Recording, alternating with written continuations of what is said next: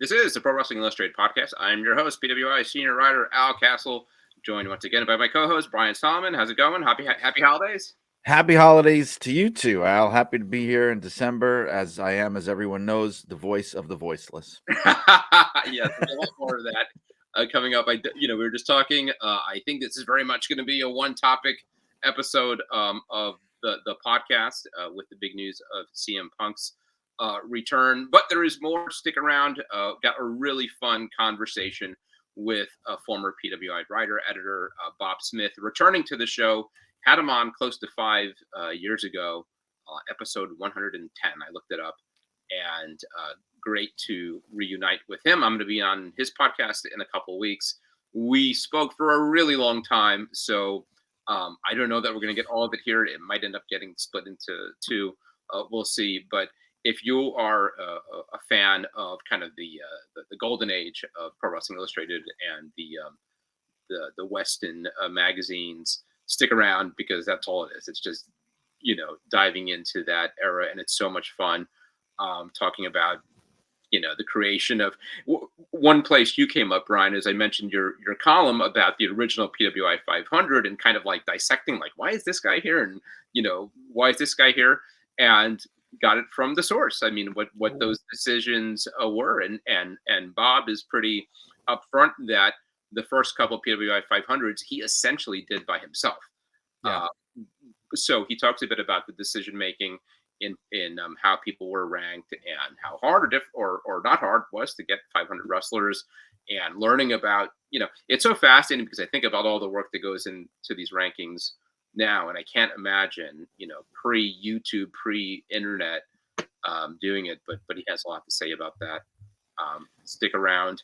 On the subject of rankings, the latest Pro Wrestling Illustrated, the March issue, includes the 4th annual Tag Team 100 list. And I've got to say, even more than the 500, even more than the women's 250, this is the heaviest lift for me of the year, in part because, and this is one of the challenges, is like I'm not that familiar with everybody on the list. And Kevin and I essentially put this together between the two of us, but it's so much fun. I'm so proud of it. This one is my baby, the tag team list. I did mention last time, but so I very much will. Of course, we've got your hot seat interview with Toni Storm. What a great cover too, right? I love it. It's fantastic. It is really one of like the ones I've liked the most.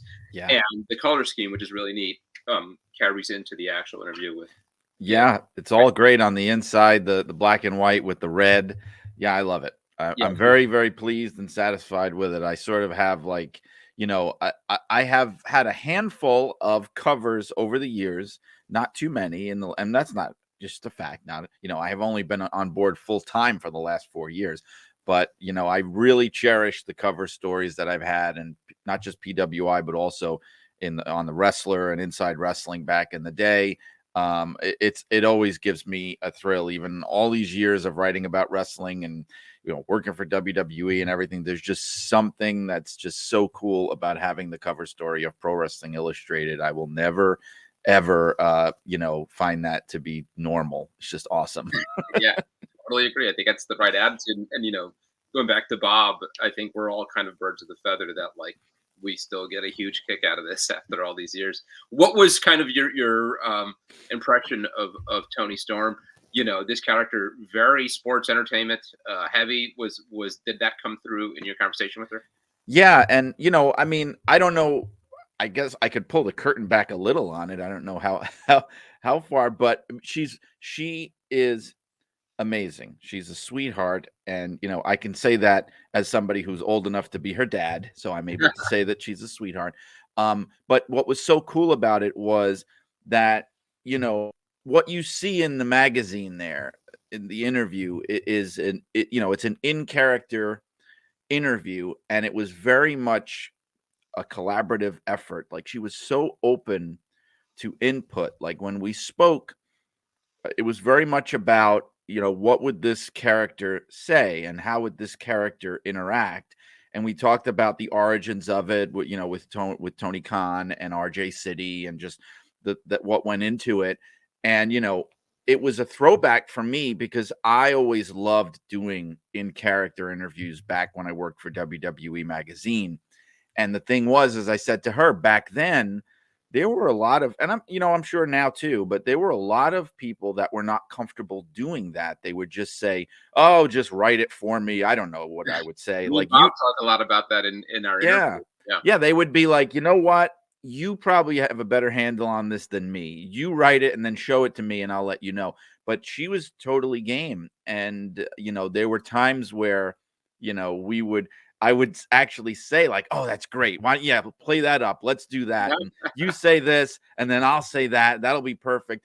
And then even in the writing of it, there's a little bit of embellishment that goes on and I'm, with everybody's approval, the with AEW's approval and her approval, everybody seemed to really love it. And it just felt like it was almost like coming home again for me, like doing those kind of It stories. sounds so fun because really Yes, the opportunity to do those kind of stories, even in PWI now, are kind of few and far between. I mean, I know. Yeah, it's yeah. like my time at the magazine, Well, because I like did the I might make stuff up. And right. Well, I did the Nick Aldis hot seat. That's the last one I did a few months back. And that, couldn't have been more different, which is right. fine. That was the type of interview that was needed. It was very much a shoot talking about what happened in the NWA and what he wasn't in WWE yet, but what the future holds and what he's been doing on the indie scene. So it was very much like a real life type of hot seat interview.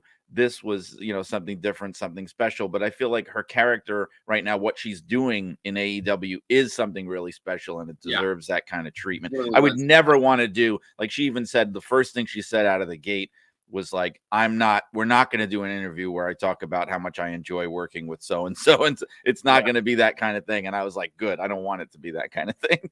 Yeah. I mean, there's only I think a few acts in wrestling that would really lend themselves to this kind of thing, and she's definitely one of them right now. So glad to see you got to do it and that you enjoyed it. A lot more on the issue. Again, the tag team list. I'm sure listeners are sick of our ranking episodes, so I don't think we'll do a whole episode dedicated to the tag team list. But why don't I spend at least a minute here going over the top 10? I'd be interested in getting your thoughts. So number one for the second time, FTR. I think that was kind of a no-brainer. Number two, we got Aussie Open breaking at the top 10. I think for the first time. I don't think they made the top 10 last year. Owens and Zayn, number three. Bishamon from New Japan, number four. Motor City Machine Guns, number five. That's not a name I would have thought in 2023 could be this high on the list, but definitely earned it. And rounding out, we've got ABC, The Acclaimed, Judgment Day, Damage Control, and 7 Up out of Stardom. Anything jump out? I mean, was FTR a gimme for you as much as it was for me this year? Yeah, I think, it's interesting to me because last year, I still stand by it, was definitely the Usos year. They deserved that. And the first time that FTR had it, they definitely deserved it. And the funny thing is, this year it was a little bit of an easier choice because the Usos, kind of like self-destructed and everything. But I do believe FDR deserved it. They deserved that top spot. But and this wasn't even their best year. Isn't that weird? It's like I almost feel like last year, the year they didn't get number one, they actually had an even better year than this year. But the Usos trumped them. I still think so. But this year they were easily the tops. I don't want to say easily. I guess you could say easily. I don't think it was that much. Like last year, even though the FTR had it before, I think last year it was one of those flip-flop years where if we had given it to FTR, I think people would have totally been okay with that. It could have really gone either way. I think this year they are real clear because when you think the number two Aussie Open, I think there's a gulf there. I think there's good space between the two of them. Usos not in it this year, and this is a list that's still really evolving. I think by now, whatever it is, 37 years into the PWI 500 or whatever it is, we've really kind of polished that criteria. We're still sort of figuring it out with the tag team list. It's only the fourth year, and this is the first year where I think we really drew a hard and fast rule that if a team is no longer together, we can't rank them, similar to how we won't rank retired wrestlers in the 500. But even that's a little soft because you've got an Usos where it's kind of a clean break, a split. And then you got like Owens and Zayn, who are listed, but are also not really a team anymore. But it wasn't a split as much as it is like they kind of went their separate ways. You can envision them still teaming up. So still figuring it out. How do you deal with 3-person teams, 4-person teams? One that I remember came up was Chelsea Green and Piper. So Chelsea Green and what's her name, Sonya Deville, are on the list. Chelsea Green and Niven aren't, even though they are the champions. And I think at this point might have had the title longer than Sonya and Chelsea did. So yeah, when you're dealing with multiple person teams, it's a lot more complicated. But a fun issue rounds out our sort of trilogy of ranking issues. So go pick it up at PWI-online.com. Lots more in here. Features on Trish Adora finally losing her, the Pan-African Diaspora World Title, officially recognized as a world title by PWI. And a feature on the return of TNA and so much more. Here's your column. We got LA Knight, right? So go ahead to PWI-online.com and pick it up. Something that I don't plug enough, but is such a cool feature over at the website are these bundles of classic issues. And I think like literally some months back, Kevin unearthed like a bunch of old issues in perfect shape. I mean, these things were like boxed. So, and I think, I sometimes, as I'm sure you do, will go to like a wrestling store and you see what these old magazines sell for, and it's crazy, and they are tattered and they're a mess. And you could get right from the source, from Pro Wrestling Illustrated, essentially factory new issues of some classics at a real great price. That's also available over at PWA-online.com. Holidays are here. Get it for the wrestling fan in your life. All right, I've been chopping at the bit to talk about this one since I texted you and Kevin Saturday night with 3 words, which was non-zero chance, which was where I left it when we talked the last week. And honestly, I mean, I'd say I told you so, but I didn't believe it either. I mean, I was just saying that like it's not quite impossible that CM Punk shows up, but I didn't think it was happening. And I remember one of the things that I think I mentioned there was, well, they certainly wouldn't bring back Randy Orton and CM Punk the same night because one would minimize the other. And it's exactly what they did. And in retrospect, it was brilliant. I mean, they were doing so many of these things to kind of throw people off the scent. And, and that, I think that was the point I made was, I don't think it's happening, but if it were to happen and you want it to be right, this is how it would be, right? Which is that truly nobody sees it coming. And I think that's what we got. I've got so much to say. I don't want to hog up the mic here. But I'll just leave it for now with one thing I couldn't have predicted with this crazy whirlwind with CM Punk is that we would close out 2023 with kind of a happy ending. I mean, that was kind of the most surreal part of Saturday and then the promo on Monday night, that this ends up almost like this kind of feel-good story where Punk is in the ring saying, I'm happy to be back, I'm home, and he's hugging fans. And by and large, it sounds like the WWE locker room is like happy to have the guy back. And, they lived happily ever after. And who would have saw that coming? And I think it's just terrific. I also think that he did to a certain degree, a lesser degree, what Cody did, especially with there's some news that came out in the Observer that apparently he had been angling to come back to WWE right before he signed on with AEW originally in 2021. And I think at that time, they really weren't super interested. They weren't able to come to terms. That's new breaking information. And I'm thinking that clearly what he did was he, again, like Cody did, he raised his value. I mean, not as dramatically as Cody, because Cody was a mid-card guy in WWE when he left. But Punk made himself, by being in AEW, by everything happening there, in this weird way, he made himself more relevant again and more on the radar of WWE, that they could see the benefit rather than bringing this guy back cold who had been gone for 7 years, seeing the benefit of bringing him back now, which seems like a much bigger deal. So I think that's part of it. I left the back door open for myself last time when we talked about it. If you remember, I said, no, I don't think that he's going to be there. I said, I agreed with you, not a 0% We're basically on chance. the same page. But what I had said, and I stand by it, I said, if it happens, then it'll be the best kept secret, like major secret that I've ever seen since the internet started. And I stand by that. I think it was. I think it was the biggest, the best kept secret at this level of this impact that's ever been done in terms of like protecting leaks and that kind of thing, because they said that Triple H had been talking and Nick Khan, I guess, knew about it. They'd been talking for about a week.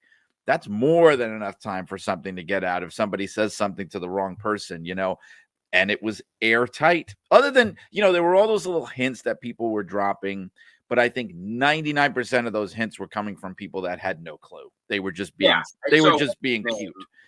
Pete Rosenberg, right? Yes. In kickoff show. I can't imagine this is a coincidence, but they were recording it outside of the arena there in Chicago, and his opening statement was, "Chicago fans are the best in the world."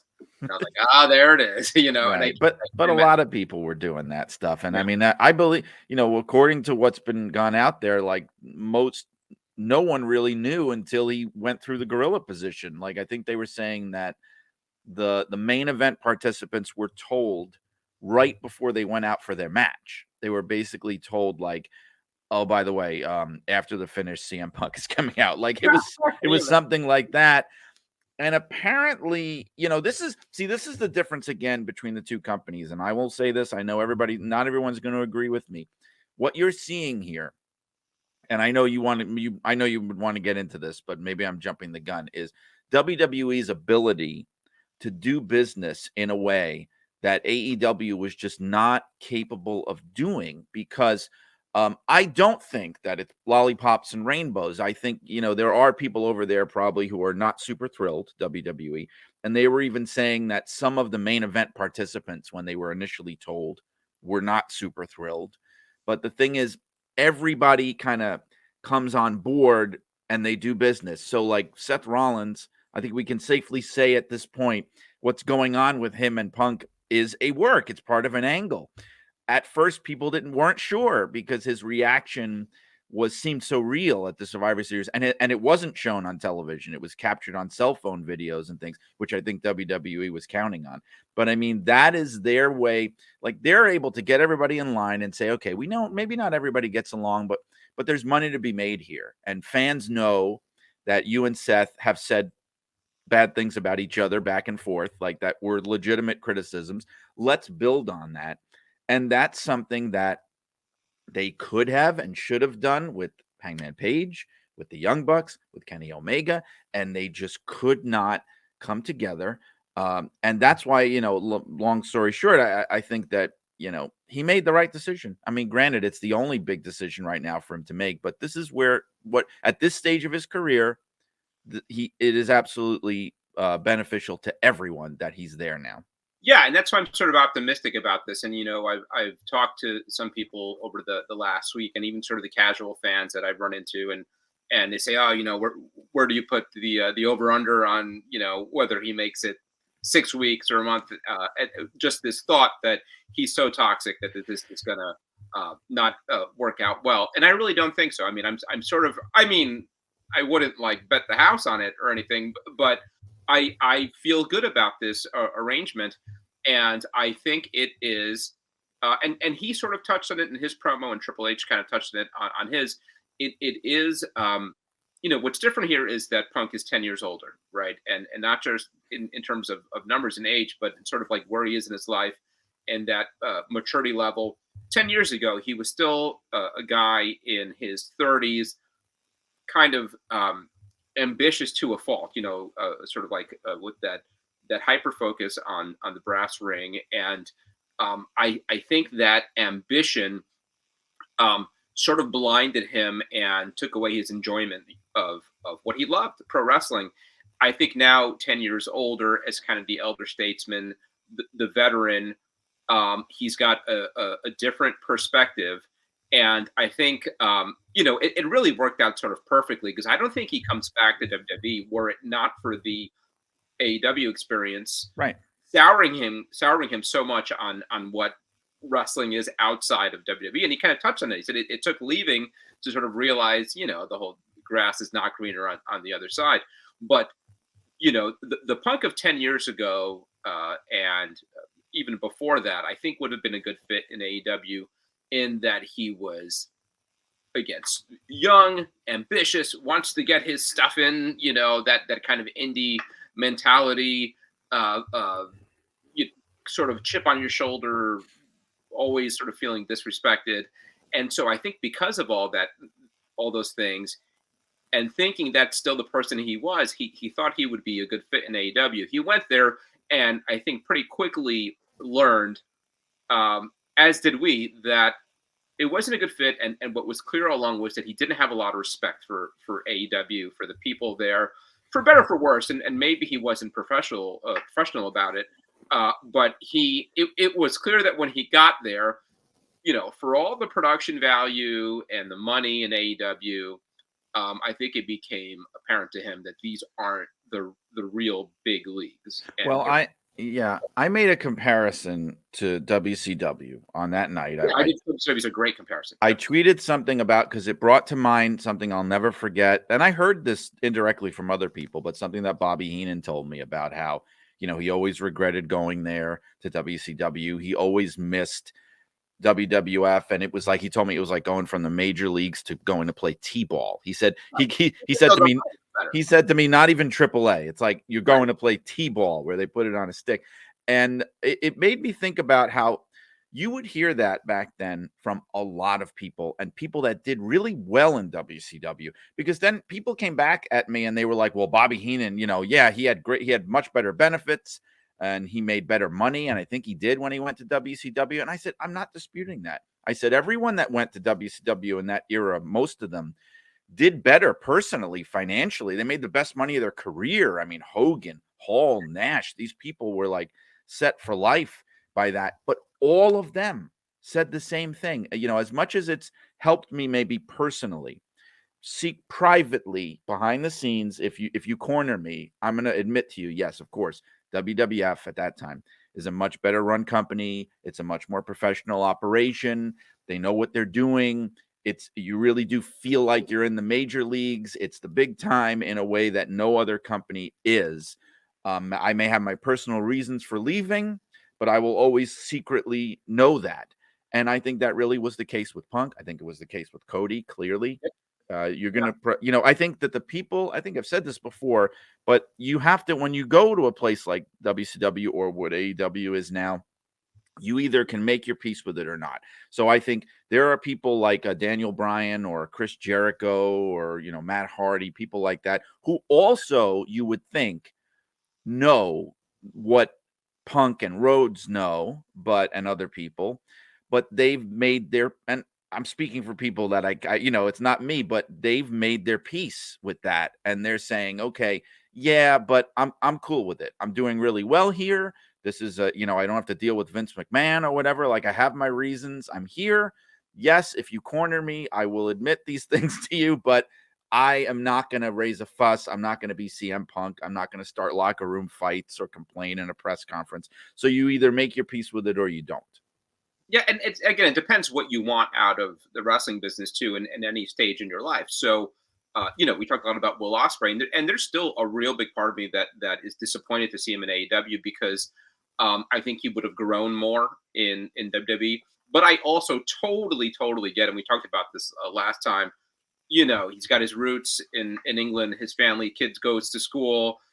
Just it would AEW fits into his life better right now. Totally fine. For other people, I gotta say, like, I get a little perplexed. Like, I'm not sure I know what Adam Copeland is doing in AEW other than getting to work with Christian Cage, his buddy, which is again fine. But again, going back to Punk, I do think that, like, he got over there, he spent some time, and it was sort of like an awakening. Like, this is not major league, or this is not as major league as WWE is. And I think maybe some of that also maybe made him look inward and saying, did I handle that as well as I should have? And the other thing that obviously changes is that WWE is different now. Vince McMahon doesn't have the power that he had 10 years ago, even though I know a lot of Punk's issues even back then were with Triple H. So right, so but that's part of it too. Okay. I will say, yes, I was going to mention that. I think the Vince McMahon factor played a part in this. I think, CM Punk has a very alpha personality, as we know, and sometimes makes it difficult to get to play well with others and get along. And Vince McMahon is the same way. And I think that was a recipe for disaster. The difference, though, is Triple H is also a very strong-willed personality, and he's a good leader. But I do think, especially post heart attack and everything else, I think he is a more kind of humane person than Yeah. Vince McMahon, a more a less difficult person to deal with, a little more reasonable, rational, logical, and they may have their personal issues too, but a little bit still, even regardless, easier to deal with than Vince McMahon, I think, for Punk. And I do think that played a role here. And I don't doubt that there will be some dust ups, and it's a fascinating thing about CM Punk, and the last few years have really kind of told the story of his place in wrestling history. And after he came back to AEW a couple of years ago, I voted for him for the Observer Hall of Fame. And then after the whole blow up the next year, I think I didn't, because I was like, well, on the fence. And now, again, it's sort of back into focus that this guy really is a historically special talent. And it is all the same issues that have made him so difficult to work with, and, have made him, a cancer in the locker room, as people have called him. Yeah, not my words, but I mean, Yeah. Rollins used just those words. But this idea that he's so toxic, those are the very reasons why you want him on your roster, because you think about one of the biggest stars, if not the biggest star in the history of wrestling, Stone Cold Steve Austin, right? What resonated about Steve Austin, and it was that he was the rebel, he was anti-authority, right? When in reality, and this is no slight to Austin, because I think he'd be the same as 99.9% of wrestlers, as are we in other jobs. You have to go along to get along, and as much as you could play the rebel, at some point you got to fall in line for the good of your career and your job and all that. And you hear a lot about, should this be my hill to die on? Every hill is CM Punk's hill to die on. Yes, that's true. The thing was, CM Punk is not going to go along to get along. He really is that guy. That to a fault, like, he stands up for himself. If he perceives anything being disrespectful, he's going to make a giant deal out of it, and it makes him really difficult to work with and be around. And it makes him the star that just created one of, like, the loudest pops in wrestling history, and one of the most memorable returns a couple of years after doing the exact same thing in AEW, and to some extent even earlier this year in AEW. Every time the guy comes back, it's a big and on minutes after a star like Randy Orton came back, after being gone for a minute and a half, I mean, he completely dwarfed him, and it really is clear that Punk is a generational, and I'm not even saying how it doesn't even speak to how good he is in the ring or on the mic, A but star. He's a star. Authenticity, that is, he really lives that Punk lifestyle that, he will give a middle finger to anybody who disrespects him. And I think that's bred a level of respect among fans that even promoters don't understand all the time, because that was one of the things that you sort of sensed from Triple H, caught him off guard, is how much people wanted Punk back. Right. And really, I mean, this guy is such a pain. Why would you want him here? Because he's a huge star. Yeah, because I think too, in reading into it, the feeling that I've been getting is that even more than Triple H, that this was a Nick Khan decision. This was like Nick Khan persuading Triple H. Yeah. And saying, look, I know the guy's a what and this and that, and I know you've had words, but look, this is good business and we should do it. And getting him around to his way of thinking, I do think there was an element of that, because if you remember, not long ago, we heard, and I believe this at the time when he first left, that they were just like, yeah, no, we're good. Like that was, I don't think that was swerving anybody. I think this was like a come to Jesus kind of thing where they're thinking of, what's best for business. And, look, here's the thing. Yeah, he's difficult and all the things you said. And people love to throw around this word toxic all the time. And look, people, it will always drive it. Look, I have so many thoughts on this. I'm like bursting with thoughts, but these are, when you're dealing with entertainers, pro athletes, these are larger than life people. They often can be difficult. They often can be in their own world. They're not just the guy or the girl next door. They're not. And the key to running a successful business with these kind of people is you have to learn how to balance them, work with them, get them to work with each other, get them to get on the same page, and not just expect everybody to be Mr. Rogers, because that's just not the way that these places work in reality. That's been the key to you go back in all of wrestling history and other forms of entertainment. It's juggling sometimes these prima donnas, these egomaniacs, these completely irrational people who are just damn good at what they do. And you have to, and I'm not talking about, going into the realm of criminal activity, but I just mean, like, you can't tolerate that. But I mean, just tolerating difficult people comes with the territory. You can't have this unrealistic expectation. And then when people will go like, well, this would never be tolerated at any other job. If I go into work and I start fights with my coworkers, I'm going to be fired. And I'm like, yeah, this is not Walgreens. Okay. Yeah. This is not a CVS. This is not, a fast food place, or, you're working in a cubicle somewhere in an office and all of a sudden you hit the guy next to you with a chair. This is a professional wrestling organization. It's a sports league. It's a movie studio, whatever you want to think. Those kind of things have happened in locker rooms for as long as there have been locker rooms. Again, it comes with the territory. You diffuse it, you deal with it, and that was not capable of happening in AEW, and in WWE it is. So that's why they have him and AEW doesn't. Yeah, and I do think AEW comes off looking really bad. I mean, and I get that they signed Adam Copeland and they signed Will Ospreay. I'm sure they're patting themselves in the back and convincing themselves that they came out better in this deal. But it's not just that they lost Punk, but I think the way they lost Punk, again, really makes them look bad, because you've got this huge star. And again, I think what really comes off clear is that he didn't have a lot of respect for the people in AEW. And now in WWE, I'm sure he's going to butt heads, but whether it's Triple H or Vince McMahon or Roman Reigns or John Cena or Seth Rollins, take your pick. I think he, around those people, sees them as his peers, as people who have earned a certain amount of respect in wrestling, who have done what they do on the biggest stage possible.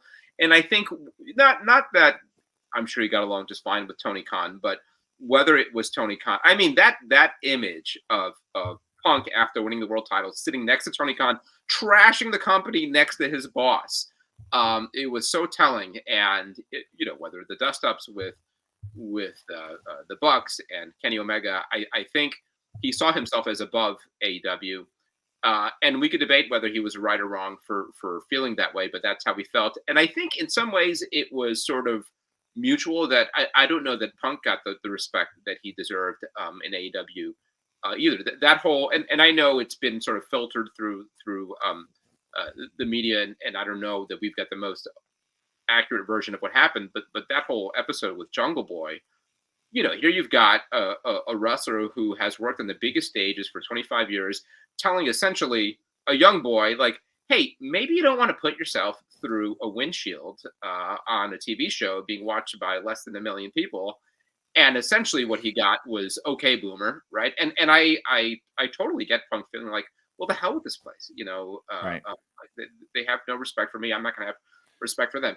It just wasn't going to work out. Let me ask you this. How do you feel about its chances of working out in WWE? Or are we, in a few months from now, another blow up, another backstage fight, another firing?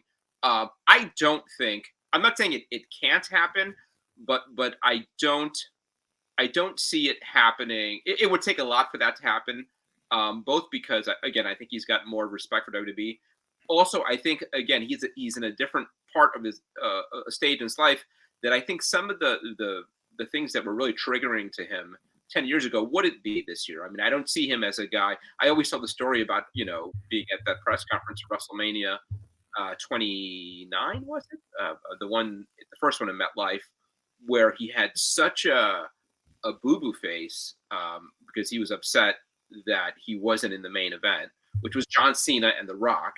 Right. And he was only working with The Undertaker at WrestleMania. I don't think today CM Punk feels that way. I think he would get like, hey, this is great. I'm in a great spot. Happy to help, put over the next generation. I think he sees his role differently now.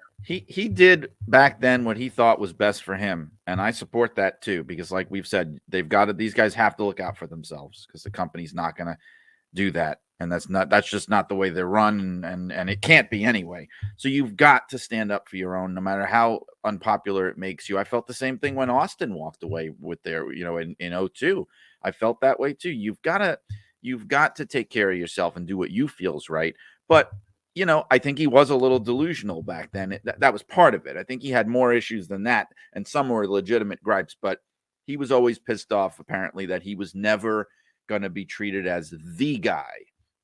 That was Cena. That was the era.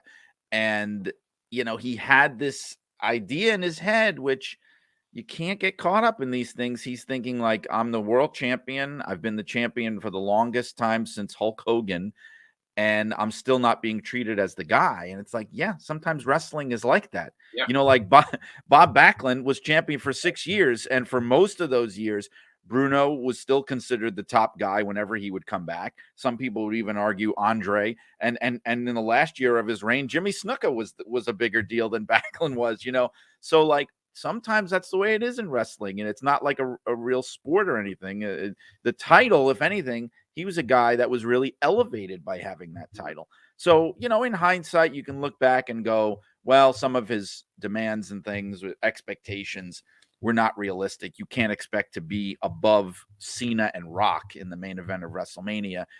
But by the same token, and he probably did this intentionally, in my opinion, that match with Undertaker stole the show. That was the match of the show for me. So, look, like you said, he's a different person now. And like Triple H said in his address, he's a different person now. And that's a good thing. That's a healthy thing.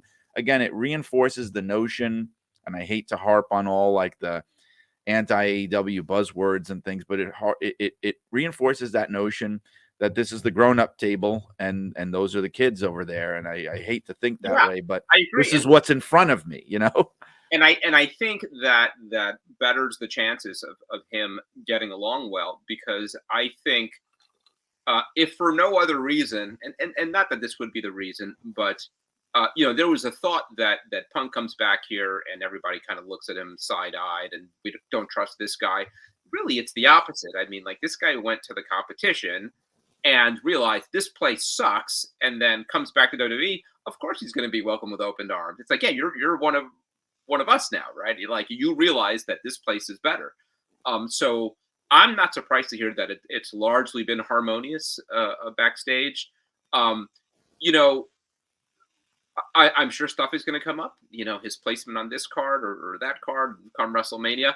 I don't think it's going to be as big an issue. I think he sort of realizes what his role is. And I think WWE has got to be smart in what they choose that role to be. I mean, we could talk about what he seems to be returning for. And that's the irony, is that like the one guy who talked crap about Punk ended up doing Punk and himself and all of WWE a huge favor. That being Seth Rollins, because now Punk comes back with kind of a natural feud, an organic feud awaiting him, where there really wasn't anything otherwise. I mean, there wasn't a lot other than like Triple H. There wasn't like a lot for him to come back to storyline wise. And now he returns with a ready-made WrestleMania worthy program. I mean, that's a hell of a night one main event, I would think. It's great for Rollins, because Rollins needs that kind of opponent to elevate his world title run. And I think they'll have great chemistry together. Yeah, they've been doing some really smart things lately, I've got to say, with this. A few things. The Rollins stuff has been handled so well because, like I said, they've really worked hard to make this as convincing as possible. They've gone above and beyond, because They didn't, Rollins' reaction initially, which was not caught on camera, and I think that was intentional. It was the idea that this is going to leak virally. Then you had the thing of where at the house show, I guess the next day or the day after, he gave this anti-Punk promo, which if you notice he said way more about Punk than he did on Raw on television. And I think having him do that at the house show, it's like a way you can kind of gauge the crowd reaction. Like, are they going to be on his side or Punk's side? And then once you're on TV, you have him not say very much. Say, I'm not really going to talk about Punk. He's a jerk. Let's talk about other things. Almost as a way of saying like, oh, okay, you see, this is real, because if it was a work, they would have him do this whole long promo about how he hates Punk. But you know what I mean? It's like a way of adding that level of reality of the guys that you really don't like are the ones you don't talk about on television. Right. Like, they're really trying to build that. And even the stuff with McIntyre has been great, because that had people guessing. I think honestly, it's all orchestrated. Having him walk out of the match, I do. Having him go to the back and everything, I think, let me put it this way, having him storm out of that match and leave the building, if that wasn't part of the plan, if it really was a genuine reaction, I think they very quickly course corrected and got him on board and said, and convinced him that it was going to be okay, because he does seem to be doing business now. And what he's been doing lately with this has even freshened him up, and he was stale. What he's been doing, McIntyre, what he's been doing with Rollins, the last confrontation they had about feeling passed over, and he's been doing some social media videos about it. Like, people are really buying into this because it's believable. The idea that Drew McIntyre feels like he's unfairly getting passed over, and he kind of has a point. Is he a heel? Is he a face? I don't know. He's just a guy who's pissed off and who thinks he's not getting what he deserves.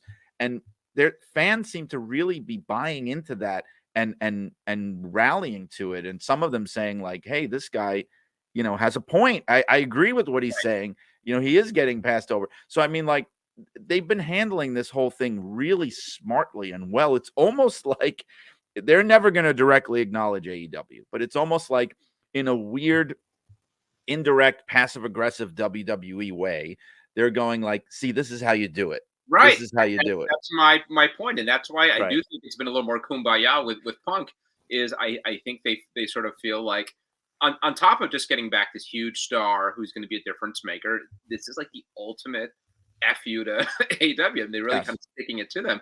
And for all these guys, whether it's McIntyre or Rollins, they're all super smart to try to kind of like, buddy up with Punk as far as being paired with him, because, how many stars are bigger than CM Punk in WWE? I mean, you've got Roman Reigns, who's a top guy. And then, I think CM Punk is, I guess you could argue Cody Rhodes, obviously, but Punk is right there, right? I mean, above anybody else in the company, comes in as, I think, higher than Rollins in terms of value to the company. He's a legit top guy. So these wrestlers are all smart to want to work with him. One thing, going back to the Rollins stuff, do you think that original promo months back when this was first happening, when he said he was a cancer, I don't want you anywhere near the company, and this was like a backstage interview, I think on social media or something, that kind of went viral. Do you think that was legit, or do you think even back then Rollins may be thinking 2 and 3 steps ahead, that at least theoretically this guy could work his way back up here? You start to sow those seeds of, maybe there could be something here for me. It's so hard to get inside the heads of wrestlers because they're always working somebody or something to some degree. Yeah. But I lean towards that being his true feelings at the time. Like, I don't know if there might have been something in the back of his head of thinking like, I'm going to vent what I really feel about the guy. And then maybe, just maybe, if he ever does come back, we'd have a little juice for something. But I think at that time, he, like everyone else, was probably thinking, there's no damn way that he's ever coming back. And that was sort of, that was sort of the bittersweet thing for me of that the original falling out with AEW last year, was that I thought that was effectively the end of CM Punk in pro wrestling, because if he can't get along in AEW, he's certainly not coming back to WWE. So that's it. We're, the CM Punk era is over, and I couldn't have guessed that, we'd be where we are now. As far as where he does go, we assume it's Rollins. I don't know if that's WrestleMania. It certainly would make a lot of sense But maybe they want to go to it faster than that. What do you do in that match? Do you put the world title on CM Punk? I mean, it's not the craziest idea in the world. And even beyond that, now we're hearing, Roman Reigns, we're hearing Steve Austin, that these are at least ideas being thrown out there. Does it sound like they've got a good plan for how to utilize Punk? I think they have ideas, which is good. I think he has ideas, and they do, and they're going to do huge things. I mean, yes, Austin Punk is not going to be what it would have been even 10 years ago, let alone 15 years ago. A weird one. Yeah, when I heard that, I was like, but I want to see it, but I'm just kind of strange. I think it's still worth doing. I do. I think. Where do you do that? That feels like maybe like a Saudi Arabia match or something. Yeah, I don't know if you want to do it at Mania, because I think there's better, because that's sort of like a nostalgia dream match. That seems like, yeah, I think you're right, a Saudi Arabia thing. I think with Mania, you don't want to do that on Mania, because if you think about it, what they did when they brought Austin back at Mania is it was really, the spectacle was about Austin. No offense to Kevin Owens. It wasn't like this dream match. Oh, we're finally going to see. It was more like, oh, it's the return of Stone Cold Steve Austin at WrestleMania. With Punk, with Owens, again, no offense, like what else was he going to be doing? Probably something less impressive. But with Punk, there's so many things you can do. You can have him and Rollins. You could have him and Reigns. You could have him win the belt from Rollins. I hope they don't do this, but it's definitely possible. You could have him win, you could have him win the belt from Rollins, let's say at the Rumble or something, and then do like a unification thing with Reigns at Mania. That's possible. This one makes me nervous because I from the moment that Cody lost at Mania last year, I mean, literally, like when the 3 count was counted, I was thinking, okay, WrestleMania 40, that's our main event, and now all these things are kind of getting in the way. The Rock is saying he might be up for 40. I don't know how much I believe that, but now CM Punk is at least an option, and if I'm WWE decision makers looking to maximize business, and I'm balancing the two, what's going to make more money, I'd at least think about going with Punk over Cody. Well, the other option they could do is they could kind of draw out the Punk and Rollins thing all the way to Mania, so where like Mania wouldn't be their first match, but it would be the blow off, and then you can still do Reigns and Cody Rhodes at Mania. The interesting thing to me, and I've thought a lot about this, it's kind of the dynamic is so unpredictable, because I feel like Roman Reigns, first of all, they love Cody Rhodes. He's like, he could do no wrong, and I'm glad to see that, because I was worried that they were going to turn on him like what happened in AEW, meaning the fans. They have not. I mean, they love the guy. The difference is, like, Reigns is kind of on that fence. He's that heel, but he's that cool heel that a lot of people love, and they will cheer for him in a heartbeat if given the right opportunity. And I feel with Punk, you have this weird dynamic of, yes, people will always pop when something like that happens, but I think there's still an undercurrent of some fans who kind of might resent him a little bit, who maybe he rubs them the wrong way. He's not as much of a white meat baby face as Cody is. And for that reason, it's weird. Like, I really get the sense, if you have Roman Reigns versus Punk, it is, especially with Roman being as huge as he is right now, I think he's a bigger star in wrestling right now than Punk. You could very reasonably predict or have the crowd really gravitate towards Roman Reigns over Punk. Whether they turn him or not, I don't know. But if you try to do it like face versus face, I do think, I'm sorry. I think of Reigns as a face, isn't that weird? If you try and do it with Punk as the face, I do think there's a very real possibility that the crowd turns and favors Reigns. Whereas I don't think that happens with Cody Rhodes. Even though I think CM Punk is a bigger star, I think with Cody Rhodes, there's more people just love him and are invested in him, and they want to see him beat Roman Reigns. Whereas I think it's a very different kind of dynamic with Reigns and Punk. It's much more unpredictable. And beyond that, I mean, there's a reality that now WrestleMania is 2 nights, and clearly Cody and Roman is a WrestleMania, night 2 main event. You needed something for night 1. Seth Rollins is your world heavyweight champion. Theoretically, he should be in that spot. I don't know what otherwise it was going to be. I mean, you could find somebody to work with LA Knight or something like that.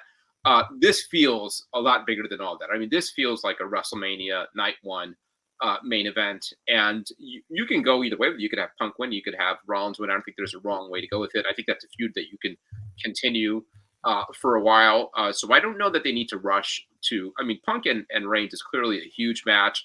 I don't think they need to rush it now. I don't think it even needs to be for a world title. I mean, you can get the title off of Reigns, put it on Cody, and I imagine Reigns take some time off, and you've got this waiting for him when he comes back, a big marquee non-title match with two of the biggest stars in WWE in recent history. Between now and Mania, I think you keep Punk busy. You know, I don't think he needs to be on TV every week. I think it should be a big deal when Punk is around. But I'd be okay with, like, you know, a Miz match or something at the Rumble. I mean, something that you reintroduce him, you let him hit a GTS and win and get a little momentum. Like when they gave him Darby Allin in AEW. Right, yeah. Right? You got to fill some time between now and WrestleMania. So I think you need those kind of matches for Punk.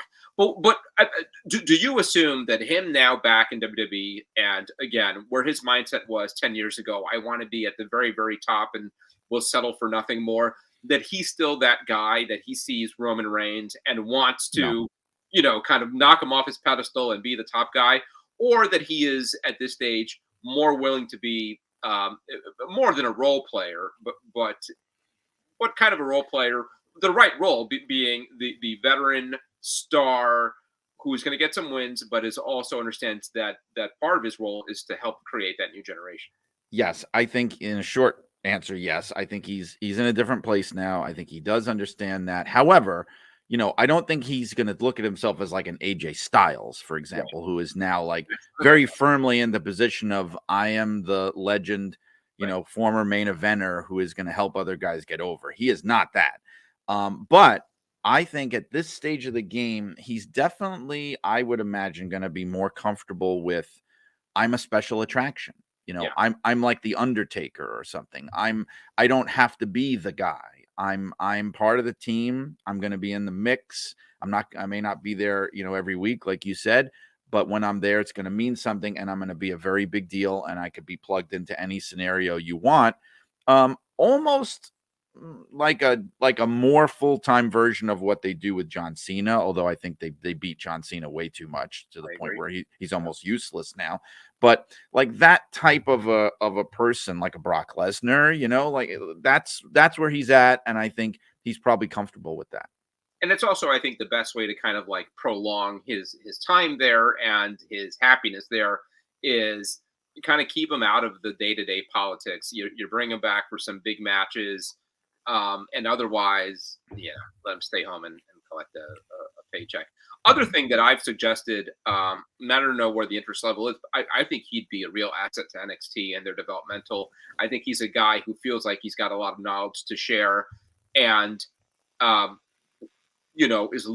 that's part of, again, what I think soured him in AEW was not feeling that like this younger generation of wrestlers were interested in hearing what he has to say. In WWE, if he was put in a kind of player coach role, I think the young wrestlers there would absolutely embrace, what he has to say, and they'd kind of have no choice because he'd be in that role, and you have to listen to him. And so I think that could be another really good role for Punk. But I mean, this is all to say, it's crazy. I mean, here in like the holiday season, we end up with like this nice little happy holiday story with CM Punk back in WWE. Do you assume AJ Lee is maybe not too far behind? I've read that they don't have a plan for her. I think it might. I think, who knows? She might be like a Brandy Rhodes kind of thing, where it's not necessarily part of the package. Women's Rumble, maybe guest entrant, something like that. Maybe that. Yeah. But you know what I thought was interesting, and I don't know if there's anything to this, but if you notice, I could be wrong on this. He never, not one time that I can remember, mentioned her while he was in AEW. But in WWE, his first promo, he mentions her. So that could, maybe that means that they do have a plan for her. I don't know. It's just very odd that he never mentioned her over there. Did you notice that?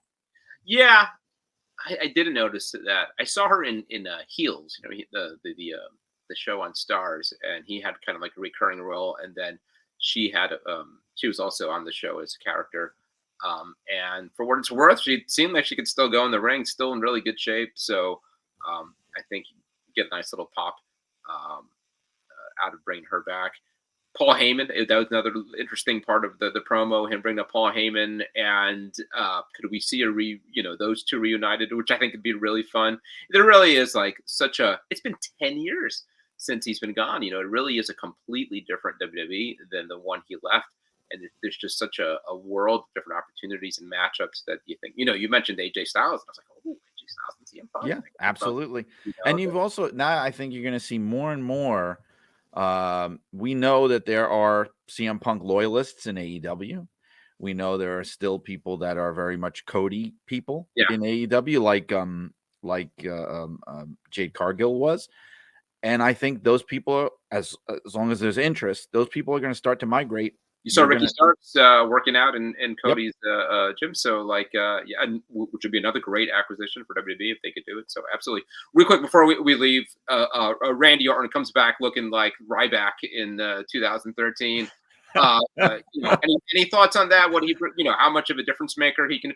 Again, it's sort of like the wind a little bit out of his sails, because then you get Punk minutes later, but Randy Orton's a big deal. But I think that was part of the game they were playing. They had everybody sold hook, line, and sinker, just like you said. Everybody's going, why in the world are they going to put Punk out there now? Randy Orton just came out. The show's ending. And there he was. It was almost in a way, and this is in a negative light, but the kind of thing where that Bischoff used to do, where he would swerve everybody in the locker room just for the sake of swerving them.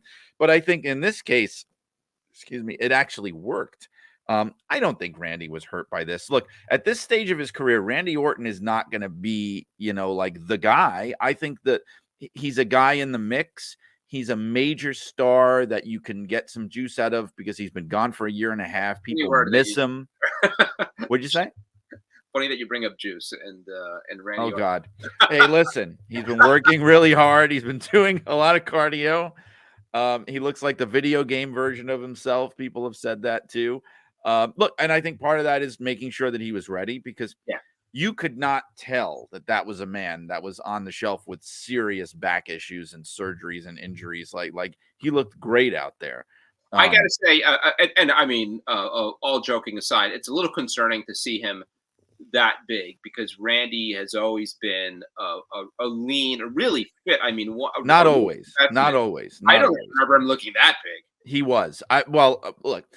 What I remember is this: when after, I think it was Eddie Guerrero, when he passed, I don't know if you remember this at the time, there was a huge initiative all of a sudden in clamping down on performance enhancing drugs, because that had been partly pinned on Eddie's death, was like enlarging of the heart and all that kind of thing, because Eddie was on like an enormous amount of juice. Like he was just bursting. He was a little guy just bursting with muscles. And so at that time, this was like late 05, early 06, a lot of guys dramatically shrank. Yeah. And one of them was Randy Orton. I remember specifically noticing at the time, going like, oh my God, he looks so lean. Those first few years of when he came in, I don't know if he's as big as he is now, but if you go back and watch that 02, 03, 04, he was way bigger than we've come to know him in recent years. Way more jacked. Yeah. Also, he's older now. I mean, now he's entering his 40s, and I don't know. He's always worked a style that was very athletic, but also safe enough that he was able to prolong his career. So, I just hope he's doing it for the right reasons, because having that much time away from the ring, I get like the inclination of like, let me just get myself in I got nothing to do but work out for the next year. Right. Let me get ridiculous. But, that's not necessarily the best thing for prolonging his career and also his work in the ring. I mean, I don't know. Again, I thought Ryback when I saw him, like, what is this? I mean, he was just so huge. But happy to have him back. I mean, he's part of the mix. He's somebody you can plug in. It's good to have a roster like this. You can put him in there with a Roman Reigns. He's never going to beat him, but it gives him something to do. You put him in there with, you know what I mean? Like he's a main event guy. Yeah. I mean, in the span of whatever it was, 10 minutes, they got back CM Punk and Randy Orton, like two of the biggest stars of the last 25 years. A company that was already on its way to doing record business in 2023. I mean, things could not be better for WWE right now. You know, basically a healthy roster, star-studded, loaded with talent, and you know, and Punk, as you touched on, I think opens the door for more people coming back. So they're in really good shape right now. Yeah, absolutely. All right, Brian, a lot of fun. Glad we were able to catch up on this. I was really again chomping on the bit to talk Punk, and we'll be back soon. Anything you want to promote before we head out of here? Sure. Well, I want to mention one thing about the March 24 issue of PWI, the Toni Storm one that we talked about at the top, because another thing in there that I think that I want to make sure people know about is I did a column on the Von Erichs to try to tie into, partly to try to tie into the Iron Claw movie that comes out this month. Yep, the way it was. And also, you know, coincidentally, we're coming up on early next year on the 40th anniversary of that David Von Erich Parade of Champions when he beat Ric Flair for the title. So I did a column in there that I think old school wrestling fans would enjoy. As always, my podcast, Shut Up and Wrestle. I just recently had my 2-parter with Mike Sempervive on the Wrestling Observer Hall of Fame. I've got, as we're recording this, the following week's episode is going to be Dave LaGreca. I've got the 100th episode on the way, which I can't reveal, but it's going to be something cool that I've had in the works. So people can find that wherever you find podcasts. Shut Up and Wrestle with Brian R. Solomon. All right, and now let's hear part 1 of my interview with legendary PWI writer and editor Bob Smith. All right, well, this is very exciting for me. Back on the show for the first time in 5 years, I think. I just listened back on that episode, and it was episode 110, and I think this is 227, so it was a little before the midpoint, and this was 2019. Former PWI, they used to call you what? Associate editor? You were a writer for Pro Wrestling Illustrated. I started as I think I started as assistant editor, worked my way to associate editor, and became managing editor the last year or so. Year and a half, maybe. Yeah. Mm-hmm. What was your time there? Because I just listened back to that podcast to prepare for this, and what a fun conversation. And as I'm listening, I'm thinking like, oh, I should have asked that. I should have asked this. So here's my second chance on that. But let's start with that. What were your years at the magazine? I started in early 1988, and I was there full time until the sale to Kappa Publishing in 93. Is that right? I think that's correct. Yeah. But I hung out there, even though I left full time, because I've told the story a million times on various podcasts, is that I had bought property in Rockville Center, and I'll tell you what, it's a cosmic, I don't know. I had to leave because there was no internet. There were no cell phones. You couldn't file a story immediately. You had to be in an office back then. And I talk about that all the time in my other job, my day job. I used to have to cover town board meetings in the town of Huntington. And if they would last till 11 o'clock, sometimes at night, it would be getting to a payphone, and we would have either a calling card or a toll-free number that would get us to the newsroom, and then reading my story that I wrote longhand on a pad to a guy on the phone who would then transcribe it for the paper. And now I wrote a story on the train today, Oh yeah. I mean, now you're never away from filing, no matter what you're doing. Yeah. And I'll tell you what, in my lifetime, the change, oh gosh, I started it during Paste Up. Mm-hmm. I think PWI was still, of course it was still Paste Up. You'd paste the pages together on a big form. Wow.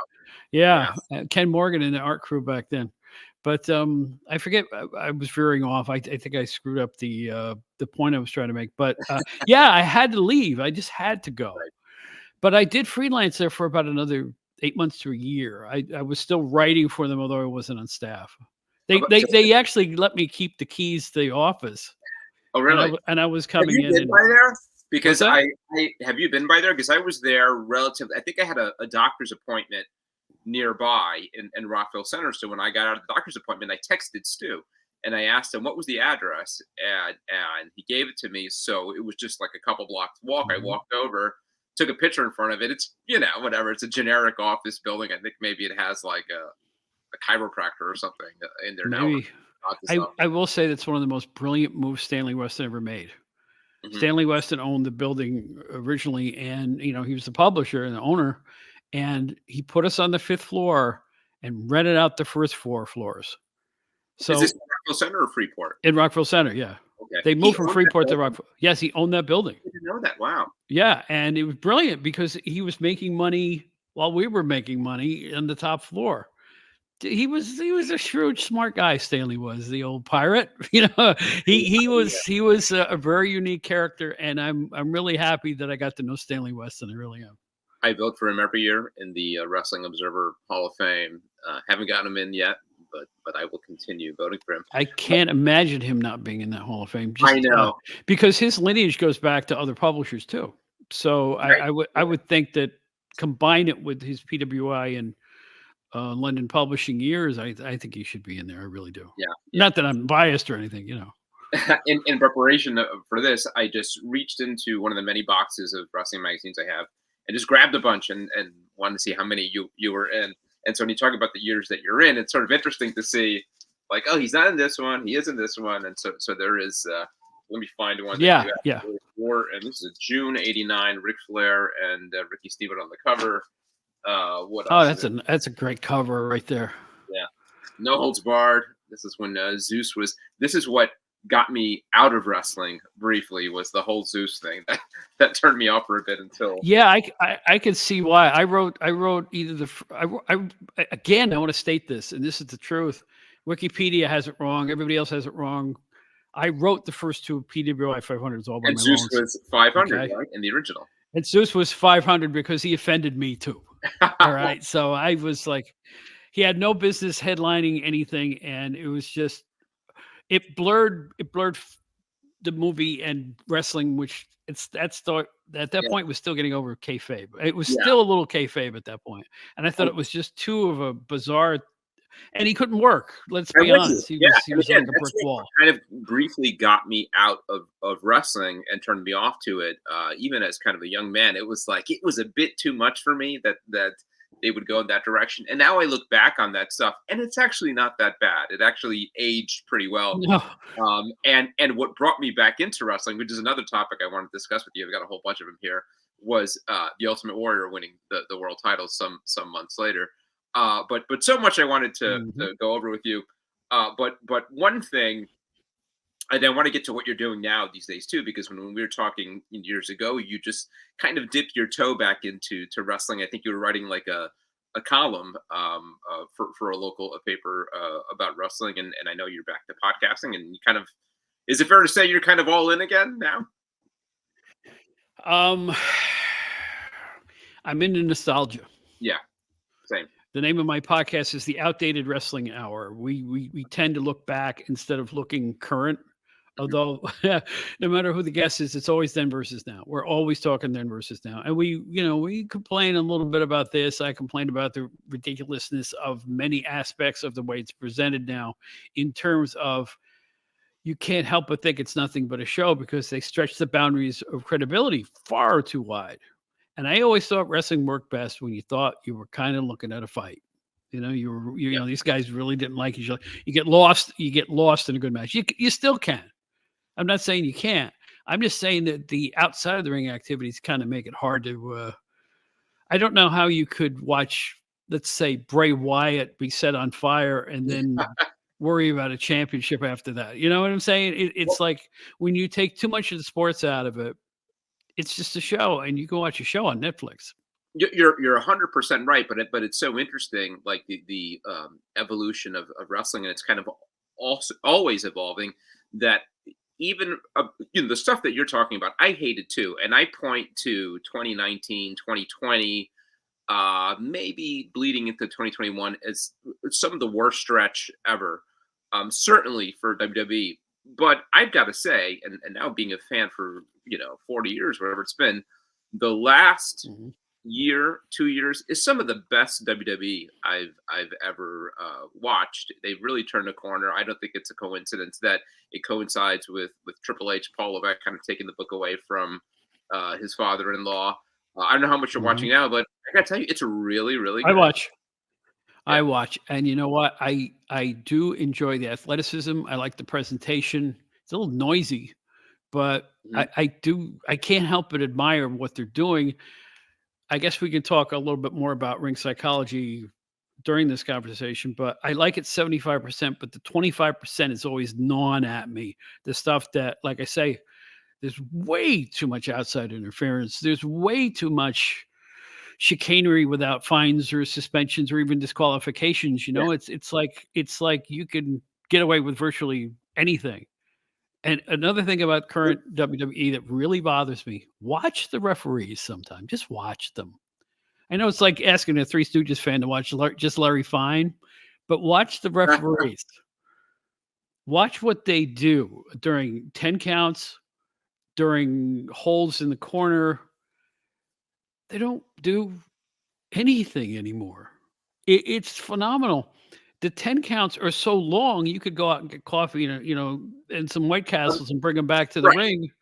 It's insane. It's like, unless the match calls for a count out, in which case he'll get the 10 right away, right? I mean, go to your DVR, watch a wrestler at the count of 9 and watch the referee at the same time. Sure. The time frame between 9 and 10, you could take an Amtrak between Boston and Philadelphia. Yeah, unless they need a count out, in which case he's going to blow through 1 to 10. 1, 2, 3, 4, 5. Yes, right. Exactly. And I very much agree. Very inconsistent. The one thing I'm always mindful of, because and it's why it's so interesting talking to fans and writers of different generations, is that, and I'm not saying you're doing this, but there's certainly you see a penchant for people to insist that wrestling was best in their era, right? Whatever that era is. So fans who came up watching 70s wrestling say, yeah, it was never better than in the 1970s. Bruno Sammartino, Pedro Morales, Billy Graham. Fans of the 80s. My generation, I hear a lot of people romanticizing the Attitude Era, right? Mid-late 90s, early 2000s. And, they all make a point. There was something to be learned and appreciate from all of that. But I'm also mindful of not kind of poo-pooing the current product, even the stuff that I don't necessarily connect with or relate to. And that doesn't just go for wrestling. That goes for, music and movies. There are people who at some point and that's just kind of human nature. You cut off, and anything past this year sucks, right? And everything from my generation is better. Well, I agree with your point, because we all still listen to the music we listened to when we were teenagers. It's going to hold you. Your favorite artists when you were 17 are going to be your favorite artist your whole life. It's just the way it works. You go with who brought you to the dance, and I think that's a common, with any form of entertainment. You nailed that. And I can't besmirch today's fans for liking the modern product, because this is what they have. This is what they know. Yeah, absolutely. They're conditioned to a certain style right now. And, it is what it is. I can't, how can I blast somebody for not having the psychology mindset of somebody in the 70s or 80s, because they weren't even alive then. So you can't compare it. And I think you know what, you can't compare modern football to old football, and you can't, the same with baseball. I mean, if you look at any sport, everything evolves. The NBA with the 3-point shot, everything changes year after year, decade after decade. So I don't want to be yelling, get off my lawn, because you know what? Wrestling is a singularly special type of entertainment form, and I'm just glad it's still around at this point. Yeah, I mean, I think there's room for criticism and also for favorites and stuff that you like and stuff that you don't like. I think so much of it, when you talk about sort of nostalgia, it's less about what was going on your TV screen or on the radio, and more about where you were at the time, and what that does is it brings you back to your youth. And one of the things that was kind of a revelation about that was one of my younger son, who's about to turn 13. I remember going with him and a friend of his to a wrestling show maybe 6 years ago or something like that, when they were a lot smaller. And his friend was a big fan. And then I hadn't seen him in a while. And I saw him recently. And I was like, are you still watching wrestling? And he's not watching wrestling anymore. And I asked him, oh, why not? And he goes, he doesn't like the product. He liked it, Roman Reigns more when he was a babyface. And I'm thinking, that's crazy because Roman Reigns was a terrible babyface and he's doing such great work as a heel now. But it wasn't about, Roman Reigns. It's about this kid, right? And Right. it was about the fact that when he was watching, he was 6 and Roman Reigns was the hero. And I get nostalgic I watched, WrestleMania 2 from back in '86, which is sort of universally maligned as this terrible show. And I don't disagree, but I watched that with so much affection and happiness because I'm 8 years old again, watching WrestleMania 2, and it brings me back to that time. So, and then I'll watch some modern stuff. It's not really for me, but I appreciate it. Mm-hmm. Well, I'll tell you what, I still look at WrestleMania 3 and the Andre Hogan match as the pinnacle Sure. of bringing the entire world into an event. I think most people do. Yeah. You know what I'm saying? In other words, Sure. more than just wrestling fans wanted to see that. It was built so beautifully that by the time they're facing off with each other, they must have had countless millions of people around the globe watching that match. To me, it was the beginning of the big event era. It's so historic in that terms. I know there were 2 WrestleManias before that, but I think 3 in front of all those people with all those pay-per-view buys.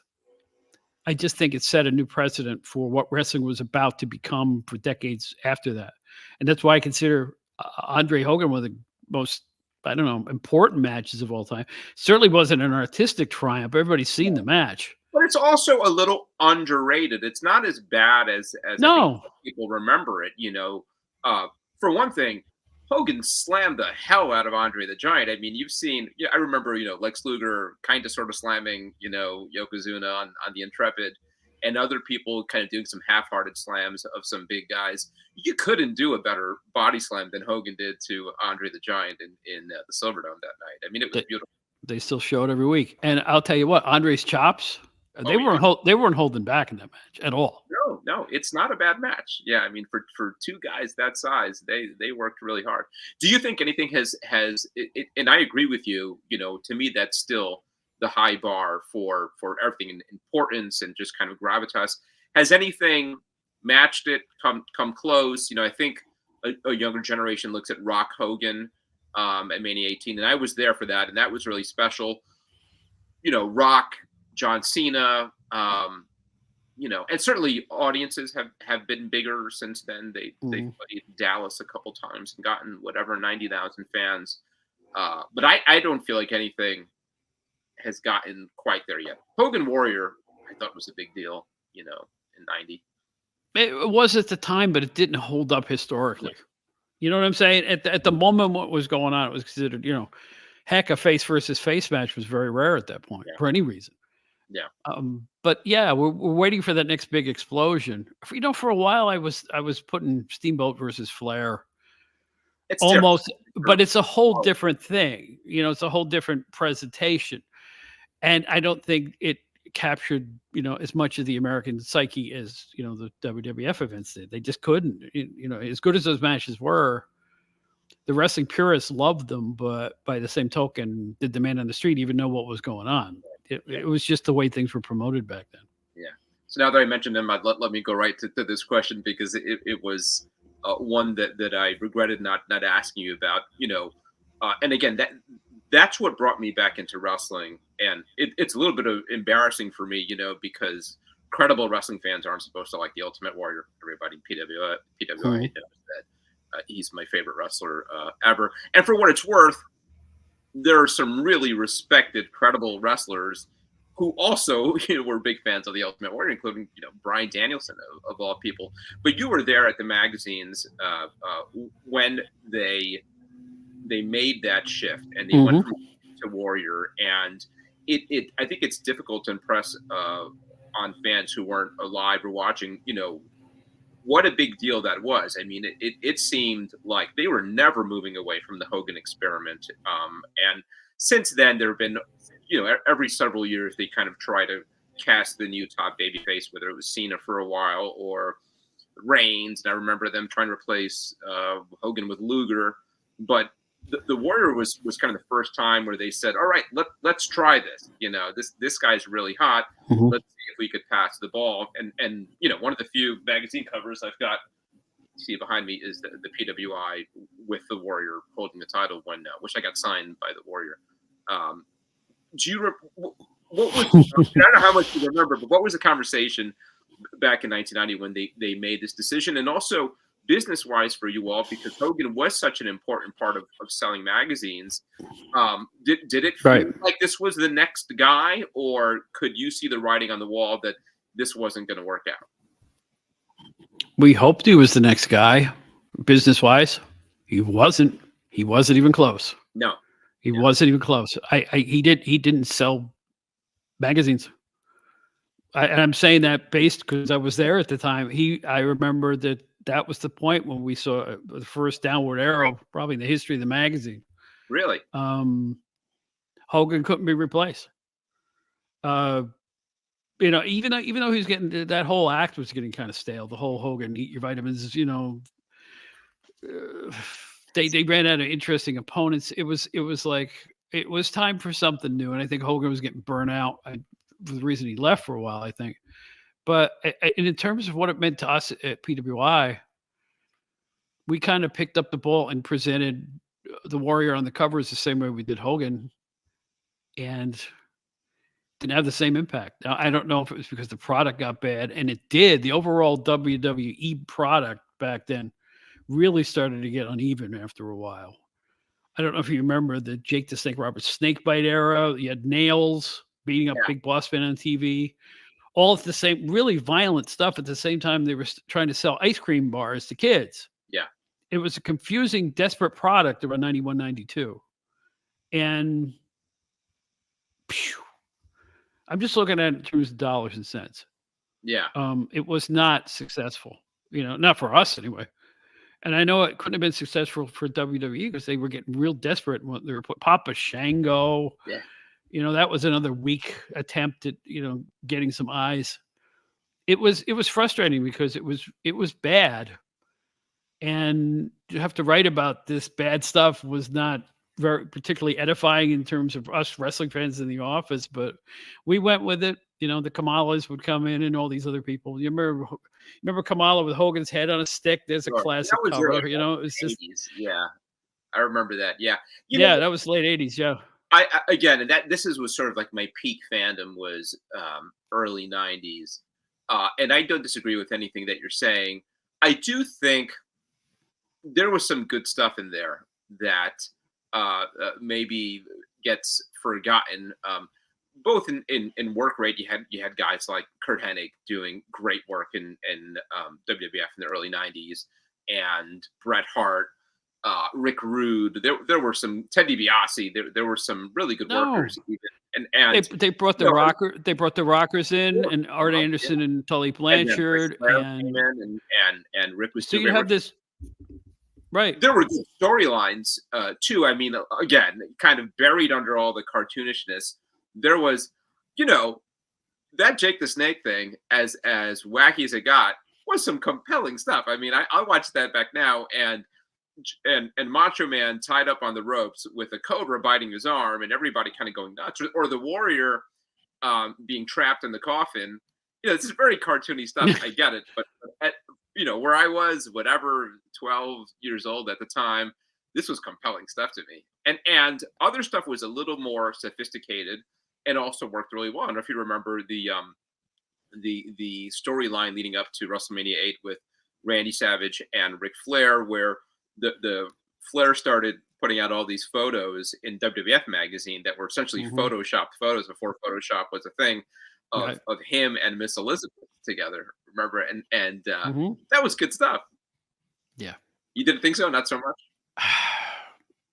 I'm sitting in Todd Gordon's house in 91 to 92 when he was starting Eastern Championship Wrestling. He chose me to be his first TV host. There's a little known fact about my career. I was just for a short amount of time. Just a short amount of time. Yeah. I'm sitting in his house, and there's Gene Okerlund interviewing the Ultimate Warrior on his TV in his kitchen. And here's the Warrior, because Shango had put a spell on him. He was dripping ooze off of his face. Todd walks and looks at the TV and goes, "What are they doing to my sport?" Because when Well, Todd some people would say that formed about when Todd Todd formed ECW, he really wanted Memphis East.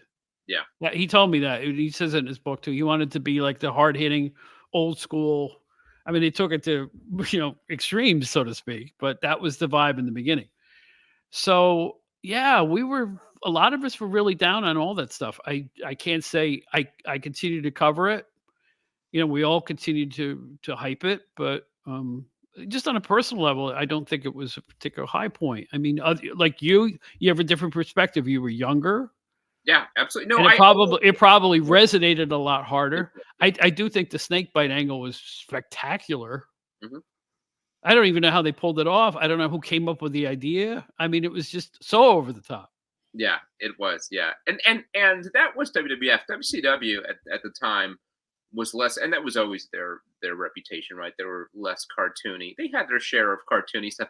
The irony is that WCW, what they had going for them was that they had more credibility for being less cartoony, and yet wherever they could, they were trying to copy the cartoony stuff, right? And that was a Cardinal era, the Jim Herd era, and stuff like that. Yeah, it was just Arachnaman and Billy Jack Haynes's Black Blood and Johnny B. Bad. Although I liked him and I thought he did a great job. I liked him personally and I liked him as a wrestler. I thought he was a talent.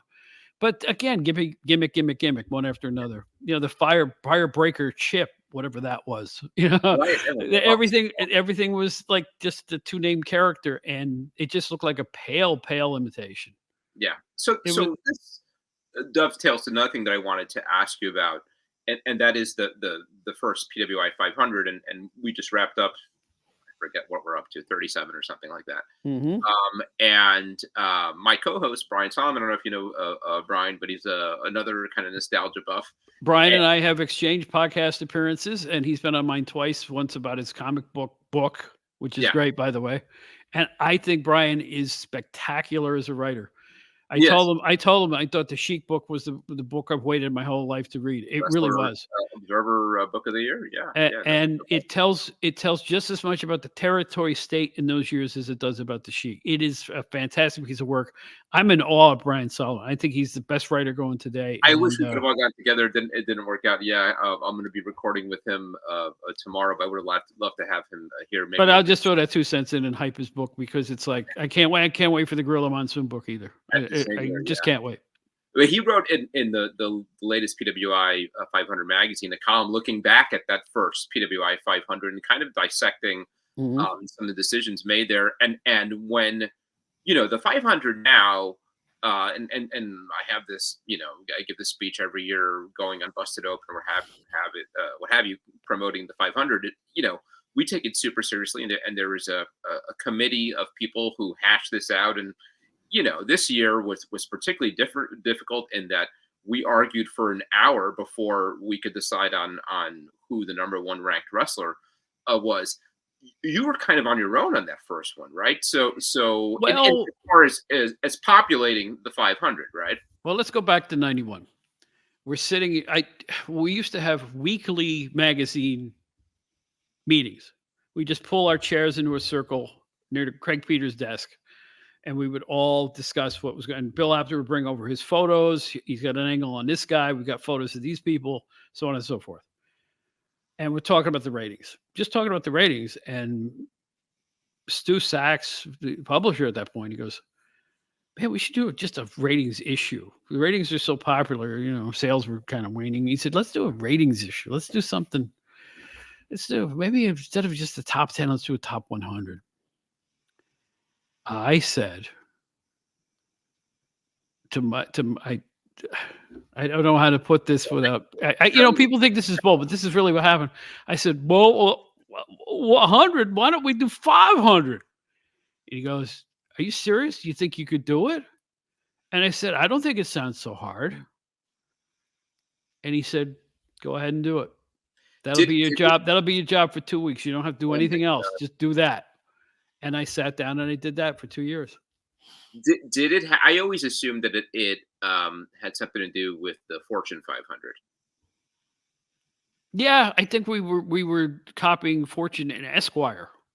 Yeah. Did they do something to you? Yeah. Esquire had an end of year issue that was kind of a listy type of thing. The Dubious Achievements Awards, I think it was. Did you know at the time that this would be an annual thing? No. I didn't think anybody would take it seriously, and boy, was I wrong. Yeah, I remember you telling me when we talked years ago that it was an instant hit, right? I mean, the metrics showed it. And not only amongst the fans, but amongst the business, amongst the wrestlers. I would get phone calls. How come I went down 40 spots this year from year 1 to year 2? People took it doggone seriously right from the word go. The second year, I think we had, where was it the first year? One of the 2 years we had a computer snafu. I mean, this was pre-DOS, man. I mean, our computer was this archaic, but at the time, space age word processing machine with a disk the size of the table I'm sitting in front of. It was something else. And we had a problem, and we lost several wrestlers between G and H or something. And the people who got omitted, and we didn't know it because I was fishing through this stuff. Everybody, Stu did the final edit on it. It all looked fine, but then we realized there's no Terry Gordy and Owen Hart in there. Yeah. And then we realized, something happened. Something happened in the merging of all this data in this old-fashioned system. Like a longhand list somewhere. There wasn't like a... No. Who had time? I mean, look at it. We were still on deadline. Sure. We had to get the thing out on time. So, some corners were cut, even though we worked it hard. But in any event, I forget the question. I'm too busy reminiscing. The question is like, how did you determine who went where? I mean, especially when you talk about that top 10, and it's what Brian writes about in his column, is that, when you look at number 1, makes all the sense in the world, biggest star in the business at the time, Hulk Hogan. But then there's names like, I think the Steiner brothers were in the top 10, at least Rick Steiner was. He was one half of a tag team, not getting a huge push. Ricky Steamboat, who was in, Ricky Steamboat is obviously one of the greats, but at the time he was doing the cartoony dragon gimmick, and in WWF wasn't pushed as a top guy. He was in the top 10. So now these days, again, we've got kind of like a strict criteria that we're actually there counting matches, wins and losses. At the time, to some extent, were these guys that you liked? No. Never let that cloud anything. Never guys I liked. And again, I believe our first 10 or 20 was a group effort. The same guys who were sitting around that circle, but we came up with the 20. Then it was up to me. None of it was based on my personal preferences or anything else. Although I think that the early 500s were based on 2 things: record and potential. That's interesting. Like, you would see surprising names in the top 40 because we thought that they had potential to become bigger stars, and they did. If you saw Rob Van Dam at like number 75 when he'd only had a handful of, those type of things, we saw the potential in certain guys, and we thought that they deserved to be seen and heard and ranked highly based on their athletic ability. Because, I think the athletic ability needed to count as much as the win-losses, because wrestling is wrestling, And you heard from promoters that, this guy's getting a push, this guy's getting a push. That kind of weighed in it a little bit, Maybe, we probably had guys like Eric Watts way too high up in the ratings. Yeah. Promoter's son, I mean, it's these are the way things went back then. You had a politic even then. Sure. Was it hard to come up with 500 at the time? I mean, these days. No, super easy. Super easy. Really? Because I mean, you got guys like Mr. Fuzi on that original list and Zeus. So. But you're still working. Yeah. No, it was super easy for me because I was Joe Tape Trader. I was Joe Wrestling Observer Reader. I wrote a lot of stuff about the territories. So I knew the territories, but I didn't even have to look them up. So it was much easier I think I was the only one on staff that I think was capable of doing that off the top of my head. Because we would get these tapes in from around the country, and I would take them home every weekend and watch every frame of them. So I got to know the wrestlers, got to know their federations, got to know everything I could. I was weak on Japan because I didn't have any access to it at that point. But, we did. I think they integrated Japan into PWI much more after I left, and the magazine got a little more serious in its coverage. And now that you guys do a stellar job with international coverage and stuff like that. But back then we really didn't, because we didn't have any access to it. What was no? I'm sorry. Go ahead. Go ahead. I'm sorry. I was going to say. No, I was going to say no. My own personal preferences really didn't. No, I don't ever recall thinking like that. I was just thinking, formulate a top 20 in each of these federations. There were a ton of them. You had 35 organizations back then that were working in the United States, 35 or 38 or something like that. Yeah. So, we think hard about, okay, here's AWA. Then you go to Mario Savoldi's thing, and then George South had a thing in the South, and you would just kind of weigh them against each other. And again, we would look at a guy who had more potential. A guy may have been a champion in Continental, but he wasn't going to amount to any. You just had a vibe about it. Yeah. I mean, I really say that's it. It's like I said. So it's a cross between talent, potential, and actual won loss. So when you talk about, burning the midnight oil in the PWI offices, working on the literally 400. Yeah, I know you told me that you'd be there till midnight. So are you watching tapes? Mm-hmm. I mean, are names coming up of wrestlers that you're not that familiar with, and so you got to get yourself a little familiar? That's sort of what the process is now. Certainly for me, working on, we just put out the tag team list. Now we have a tag team ranking, the tag team 100. Right. And with that, there are definitely some names that come up that I'm not super familiar with. Not that hard to go up on YouTube, whatever, and find some clips and stuff and kind of get up to speed. You obviously didn't have that. I will admit, let's look at Portland. Right. And there would be names in Portland. Say one of the Barr brothers or something was making his way up to the rankings or was working. I'd never seen him. We didn't have any access to Portland for a while. So it was like, well, how do I weigh this guy? Well, that was the hard part, But I am telling you, and I hope I'm not slighting this. It wasn't that hard for me to come up with 500 wrestlers back then. It was a thriving independent scene back then. And like I said, you had Smoky Mountain and Continental and Memphis and Florida and Portland and Calgary, and they were all still working at that point. So when you really sit back and think about the scope of the territories, even though it was 92, 93, 91, they were still around. So it made it easier, I think, than it would be today for you guys, because you got your big two, you have international, and you have these tiny little wispy little organizations that come and go. I don't even know how you do it now, to be honest with you. And how do you do it now? Yeah, again, like the internet helps. And one thing that we lean on that I was also really interested to asking you about is correspondence, right? So what was the network of correspondence back then? Was it a core group of people in different parts of the country who would call you up on Monday and tell you what happened, or would send you tapes? What was in it for them? Oh boy, this is a great moment for me because my head just exploded. Mondays were the best at Rockville Center's offices. Mondays was gathering information day. Bill Apter would be on the phone with wrestlers and promoters and this and that.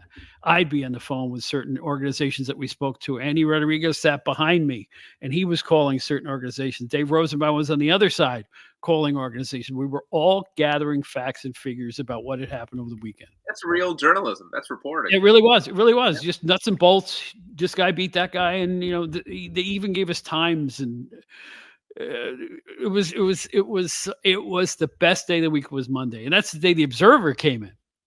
Yeah, the Observer would hit our offices on Mondays. We'd all make copies, and we'd all read about that too. But it was a real Monday was news gathering day. Of course, and this would mostly come from the promoters themselves, not fans. Oh yeah, promoters. Mm-hmm. Sure, promoters were. Oh, Bill Apter had Bill was such a gadabout. He had his reach into all the indies and all the major ones, and the ones he couldn't handle, he would farm out to people like me, and I would make the phone calls and talk to what had happened, who got pushed, and who's the new champion, and all this other stuff. So it was an ongoing process that once you were the hamster of the wheel running in the wheel, it became easy after a while, and it was a lot of fun. Mondays were the best, and that's how we got most of our information. And Bill also had a team of freelance photographers all over the country who also would provide us with information. They were all, everybody was an insider who was at least at ringside. So we could get gobs of information from all of our, PWI, you look at the names in the masthead, we probably had 100 people outside of the business that were helping us out too with information, and you know what I'm saying? Just to help promote what they were doing. They wanted us to know what was going on. Jerry Jarrett would contact you and say, hey, we got Lawler against Kurt Hennig or something. We need to cover this. So, it was a cool time because it's like, but Mondays were the best. Mondays were so much fun. Well, one thing that I just thought of hearing you say that, and it was sort of a revelation at the time. And I wonder if how promoters thought about this, but you guys would run the live event results as we still do. And one of the things that was sort of a revelation at the time that again, I don't think promoters wanted people to know was they were doing the exact same matches night after night with the same finishes night after night. And again, like these days, like that stuff's not even canon, right? I mean, that's sort of the term because it's not on television. But I remember like Hogan versus Flair, and this was already a little bit later. But when Flair came in '91, they had a match, and they ran that match night after night after night after night with the exact same disqualification finish. And as a fan, when kayfabe was still a thing, I don't know. I think it really kind of stretched credibility to be like, well, what are the odds that Ric Flair is going to keep on grabbing for that roll of coins in his tights and keep on getting disqualified night after night after night. We didn't get a lot of flack for that, for printing them, because we had the 6-week curse back then. You know what that was? Yeah. From the time you sent the thing to the printer to the time it hit a newsstand, it was about 6 weeks. That's a funny thing about, talking about Monday gathering news that people won't even see for. But when we started the PWI Weekly newsletter, that stuff was instantaneous. We had match results from the night before, and it got mailed out later that day on Monday. So I do remember catching a little flack that, hey, how come you reported the Lawler loss in West Memphis, Arkansas? Because the USWA was thrilled with phantom title changes all the time. And it's like we didn't want anybody to know that they changed the title over here and this and that. So you had to walk that tightrope. It was daunting at times. I remember in WCW, I think it was a Freebird Steiner's title change, something like that. But I believe the Freebirds lost championships that they hadn't won yet because of the taping schedule. Yeah. What a business, right? What a business. It's just, there's nothing else like wrestling in terms of just the beautiful absurdity of it all. It was like, I'll never forget the call to Bill Apter made one time, and Craig Peters swings around and goes, was Kamala there? No, but Mrs. Kamala said he'd be home at 6, which was such a classic line. And when I heard this, I realized I had a job like no other. It was no other job like that.